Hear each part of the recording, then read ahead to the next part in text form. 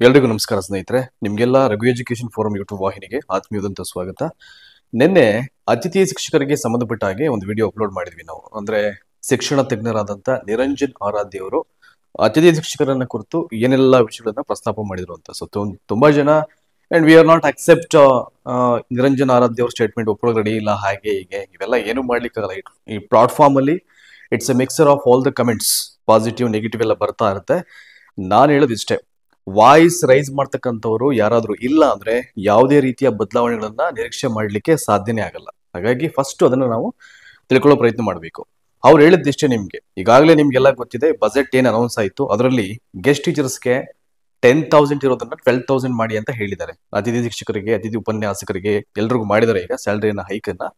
ಅವ್ರು ಹೇಳಿದ್ದು ಮಾರ್ಚ್ ಎಂಡಿಗೆನೆ ಈಗಾಗಲೇ ಸರ್ಕ್ಯುಲರ್ ಆಗಿದೆ ಗೆಸ್ಟ್ ಟೀಚರ್ಸ್ಗೆ ಸಂಬಂಧಪಟ್ಟ ಹಾಗೆ. ಸೊ ಮಾರ್ಚ್ ಎಂಡ್ ಆಯ್ತು ಅಂದ್ರೆ ಅವ್ರು ಯಾವುದೇ ಕಾರಣಕ್ಕೂ ಅವರಿಗೆ ಸಂಬಳವನ್ನು ಕೊಡ್ಲಿಕ್ಕೆ ಬರಲ್ಲ, ಅಲ್ಲಿಗೆ ಎಂಡ್ ಮಾಡಬೇಕು ಅಂತ.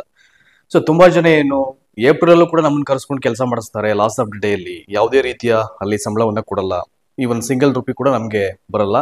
ಸೊ ನಮ್ಮ ಟೈಮನ್ನ ವೇಸ್ಟ್ ಮಾಡಿ ನಮ್ಮ ಪೆಟ್ರೋಲ್ ಎಲ್ಲ ಫ್ಯೂಯಲ್ ಚಾರ್ಜಸ್ ಎಲ್ಲ ಹೋಗ್ತಾ ಇರುತ್ತೆ. ಸೊ ಹಿಂಗೆಲ್ಲ ಸಾಕಷ್ಟು ಕಮೆಂಟ್ಸ್ ಮಾಡಿದ್ರು. ಅವೆಲ್ಲವೂ ಗೊತ್ತಿದೆ ಅಫಿಷಿಯಲ್ ಸರ್ಕ್ಯುಲರ್ ನಲ್ಲಿ. So March 31st will be a last date. ಅದು ಐ ಥಿಂಕ್ ಗೆಸ್ಟ್ ಟೀಚರ್ಸ್ ಅವ್ರ ಏನ್ ಸರ್ವಿಸ್ ಇದೆ ಅಲ್ಲಿಗೆ ಮುಕ್ತಾಯ ಆಗ್ಲಿಕ್ಕೆ.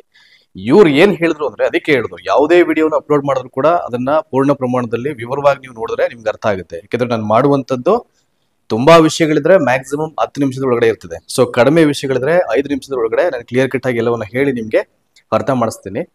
ಸೊ ಅವ್ರು ಹೇಳಿದಿಷ್ಟೇ, ಈಗ ನೀವೇನು ಬಜೆಟ್ ಅಲ್ಲಿ ಡಿಕ್ಲೇರ್ ಮಾಡಿದಿರಾ ಸ್ಯಾಲರಿ ಹೈಕ್ಗೆ ಸಂಬಂಧಪಟ್ಟ ಹಾಗೆ ಗೆಸ್ಟ್ ಟೀಚರ್ಸ್ಗೆ, ಅದನ್ನ ನೀವು ಈ ಮಾರ್ಚ್ ತಿಂಗಳಲ್ಲೂ ಕೊಡಿ. ಜೊತೆಗೆ ಏಪ್ರಿಲ್ ಅಲ್ಲಿ ಕೆಲವೊಂದು ಪ್ರಗತಿ ಪತ್ರಗಳನ್ನ ಬರೀಬೇಕಾಗಿರುತ್ತೆ, ಕನ್ಸಲ್ಟೇಷನ್ ಮಾಡಬೇಕಾಗಿರುತ್ತೆ, ಕೆಲವೊಂದು ಮಾರ್ಕ್ಸ್ ಎಲ್ಲ ಎಂಟ್ರಿ ಮಾಡಬೇಕಾಗಿರುತ್ತೆ. ಇವೆಲ್ಲಾ ಪ್ರಕ್ರಿಯೆಗಳು ಇರೋದ್ರಿಂದ ಏಪ್ರಿಲ್ ತಿಂಗಳಲ್ಲೂ ಕೂಡ ಅತಿಥಿ ಶಿಕ್ಷಕರನ್ನ ಕರೆಸ್ಕೊಳ್ತಾ ಇದ್ದಾರೆ. ಆದ್ರೆ ನೀವು ಮಾಡಿರ್ತಕ್ಕಂಥ ತಪ್ಪೇನು, ಮಾರ್ಚ್ 31st ಎಂಡ್ ಮಾಡಿದಿರಾ ಅವ್ರ ಸರ್ವಿಸ್ ಅನ್ನ, ಅದಾದ್ಮೇಲೆ ಸಂಬಳ ಕೊಡ್ಬೇಡಿ ಅಂತ ಹೇಳ್ತಾ ಇದಾರೆ. ದಯವಿಟ್ಟು ಹಾಗೆ ಮಾಡ್ಲಿಕ್ಕೆ ಹೋಗ್ಬೇಡಿ.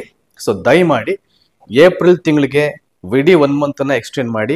ಈಗೇನು ಬಜೆಟ್ ಅಲ್ಲಿ ಡಿಕ್ಲರೇಷನ್ ಆಗಿದೆ 12,000 ಕೊಡಬೇಕು, 10 ಇಂದ 12,000 ಅಂತ ನೀವೇನ್ ಮಾಡಿದ್ರೆ ಅದನ್ನ ಸೊ ಮಾರ್ಚ್ ಪ್ಲಸ್ ಏಪ್ರಿಲ್ ತಿಂಗಳು 2 ತಿಂಗಳಿಗೆ ಕೊಡಿ ಅಂತ ಅವ್ರು ಹೇಳಿದ್ದಾರೆ ಅವರು, ನಿರಂಜನ್ ಆರಾಧ್ಯ ಅವರು. ಅದು ಕೂಡ ಒಳ್ಳೆಯ ಬೆಳವಣಿಗೆ. ಬರೀ ಮೌಖಿಕವಾಗಿ ಹೇಳಿಲ್ಲ ಅವರು, ಯೂಸಲಿ ಈಗಾಗಲೇ ಸಿಎಂ ಸರ್ಗೆ ಒಂದು ಪತ್ರವನ್ನು ಕೂಡ ಬರೆದಿದ್ದಾರೆ ಅವರು. ಇದಕ್ಕೆಲ್ಲ ಅವಕಾಶ ಮಾಡಿಕೊಡಿ ಅವರಿಗೆಲ್ಲ, ಲಾಸ್ ಆಫ್ ದ ಡೇ ಅಲ್ಲಿ ಅಥವಾ ಲಾಸ್ ಆಫ್ ದ ಪೇ ಅಲ್ಲಿ ಅವರು ಕೆಲಸ ಮಾಡ್ಲಿಕ್ಕೆ ಆಗಲ್ಲ, ಅವ್ರನ್ನೇ ಕರ್ಸ್ಕೋತಾರೆ ಅಂತ. ಈ ಎಲ್ಲಾ ವಿಷಯಗಳ ಹಿನ್ನೆಲೆ ಇಟ್ಕೊಂಡೆ ನಿಮ್ಗೆ ಆ ಒಂದು ವಿಡಿಯೋ ಮಾಡಿದ್ದು. ಸೊ ಅವ್ರು ಮಾಡಿರ್ತಕ್ಕಂಥ ಒಂದಷ್ಟು ವಿಷಯಗಳು ಸರಿ ಇದೆ, ಅವ್ರು ಹೇಳಿರ್ತಕ್ಕಂಥ ಒಂದಷ್ಟು ಹೇಳಿಕೆಗಳು ಕೂಡ ಸರಿ ಇದೆ. ಆಮೇಲೆ ವೆರಿ ಇಂಪಾರ್ಟೆಂಟ್ಲಿ ಈ ಸ್ಟೇಟ್ ಅಲ್ಲಿ ಕೆಲವು ಮಂದಿ ಮಾತ್ರ ಅತಿಥಿ ಶಿಕ್ಷಕರ ಬಗ್ಗೆ, ಶಿಕ್ಷಕರ ನೇಮಕಾತಿಗಳ ಬಗ್ಗೆ ಮಾತಾಡುವಂಥದ್ದು. ಅದರಲ್ಲಿ ನೆನೆ ಹೇಳಿದಾಗೆ ಸೊ ಮೊದಲನೇ ಸಾಲಲ್ಲಿ ಬರೋರೆ ಈ ನಿರಂಜನ್ ಆರಾಧ್ಯ ಅವರು. ಅದು ಬಿಟ್ರೆ ನಿಮ್ಗೆ ಸೊ ವಿಧಾನ ಪರಿಷತ್ನಲ್ಲಿ ಬೋಜೇಗೌಡರು ಅಂತ ಇದ್ದಾರೆ, ಅವರೊಬ್ಬರು ಮಾತಾಡ್ತಾರೆ. ಐ ಥಿಂಕ್ ಸಸಿ ನಮೋರ್ ಅಂತಿನ ಒಬ್ರು ಬರ್ತಾರೆ, ಅವರೊಬ್ರು ಮಾತಾಡ್ತಾರೆ. ಎಕ್ಸೆಪ್ಟೆಡ್ ಅದನ್ನ ಬಿಟ್ರೆ ಪ್ರತಿ ಸಲ ಅಸೆಂಬ್ಲಿ ಡಿಸ್ಕಷನ್ ಸ್ಟಾರ್ಟ್ ಆದಾಗ ಒಂದಷ್ಟು ಜನ ಕ್ವಶನ್ ಅವರ್ಸ್ ಅಲ್ಲಿ, ಪ್ರಶ್ನೋತ್ತರ ಅವಧಿಗಳಲ್ಲಿ ಇದ್ರ ಬಗ್ಗೆ ಮಾತಾಡ್ಲಿಕ್ಕೆ ಆರಂಭ ಮಾಡ್ತಾರೆ. ಅವೆಲ್ಲ ನಿಮಗೆ ಗೊತ್ತೇ ಇದೆ. ಟೀಚರ್ ಎಕ್ವಿಪ್ಮೆಂಟ್ಗೆ ಸಂಬಂಧಪಟ್ಟ ಹಾಗೆ, ಗೆಸ್ಟ್ ಟೀಚರ್ಗೆ ಸಂಬಂಧಪಟ್ಟ ಹಾಗೆ ಯಾವುದೇ ವಿಷಯಗಳ ಡಿಸ್ಕಷನ್ ಆದ್ರೂ ಕೂಡ ಅದೊಂದು ವಿಡಿಯೋ ತುಣುಕುಗಳನ್ನ ನಮ್ಮ ವಾಹಿನಿಗೂ ಅಪ್ಲೋಡ್ ಮಾಡಿ. ಸೊ ನೀವು ಕೂಡ ಸಾಕಷ್ಟು ಸಂಖ್ಯೆಯಲ್ಲಿ ಇವೆಲ್ಲವನ್ನ ವಾಚ್ ಮಾಡಿದಿರಾ, ಅದಂತೂ ನಾವು ಖಂಡಿತವಾಗ್ಲೂ ಮಾಡ್ತಾ ಇರ್ತೀವಿ. ಸೊ ಯಾವುದನ್ನು ಹಗುರವಾಗಿ ತಗೊಳ್ಳೋದು ಬೇಡ. ಸೊ ಎಲ್ಲವನ್ನ ನಾವು ಅವ್ರು ಹೇಳಿದ ತಕ್ಷಣ ಆಗ್ಬಿಡುತ್ತಾ, ಮತ್ತೊಂದಾಗುತ್ತಾ, ಇವೆಲ್ಲ ಹೀಗೆಲ್ಲ ಯೋಚನೆ ಮಾಡಿದ್ರೆ ಯಾರು ಏನೇ ಹೇಳಿದ್ರು ನಂಬ್ಲಿಕ್ಕೆ ಆಗಲ್ಲ, ಆ ಒಂದು ಸ್ಥಿತಿಗೆ ಬಂದ್ಬಿಡುತ್ತೆ ಈಗ. ಹಾಗಾಗಿ ದಯಮಾಡಿ ನೋಡೋಣ. ಸೊ ಏನಾದರೂ ಅವಕಾಶಗಳಿದ್ರೆ ಏಪ್ರಿಲ್ ತಿಂಗಳು ಎಕ್ಸ್ಟೆಂಡ್ ಮಾಡಲಿ. ನಾಟ್ ಓನ್ಲಿ ಏಪ್ರಿಲ್, ತುಂಬಾ ಜನ ಹೇಳ್ತಾರೆ ಸೊ ಮೇ ಮತ್ತೆ ಜೂನ್ ಇವೆರಡು ತಿಂಗಳು ಏನಿದೆ, 2 ತಿಂಗಳು ರಜಾ ಏನ್ ಕೊಡ್ತಾರೆ, ಆ 2 ತಿಂಗಳ ಸಂಬಳವನ್ನ ಮಾಡಬೇಕು ಅಂತಕ್ಕಂಥದ್ದು ತುಂಬಾ ಜನರ ಅಭಿಪ್ರಾಯದಲ್ಲಿ. ಅದು ಕೂಡ ಒಳ್ಳೆ ಬೆಳವಣಿಗೆ. ಕೊಡೋದೇ ತುಂಬಾ ಕಡಿಮೆ ಸಂಬಳ.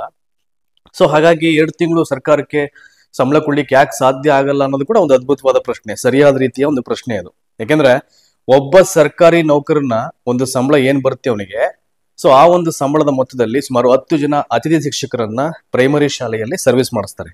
ಇದೆಲ್ಲ ಗೊತ್ತಿರೋ ವಿಚಾರ. ಬೇಕಾದ್ರೆ ನೀವು 10 ತಿಂಗಳಿಗೆ ನೀವು ಅದನ್ನ ಮಲ್ಟಿಪ್ಲಿಕೇಶನ್ ಮಾಡ್ಲಿಕ್ಕೆ ಹೋಯ್ತು ಅಂದ್ರೆ ಈಗ 1 lakhs ಹತ್ತಿರ ನಿಯರ್ಲಿ ಸ್ಯಾಲರಿ ಇರುತ್ತೆ ಪ್ರೈಮರಿ ಸ್ಕೂಲ್ಸ್ ಲೆವೆಲ್ ಅಲ್ಲ, ಸೀನಿಯರ್ಸ್ ಮೋಸ್ಟಿಗೆಲ್ಲ.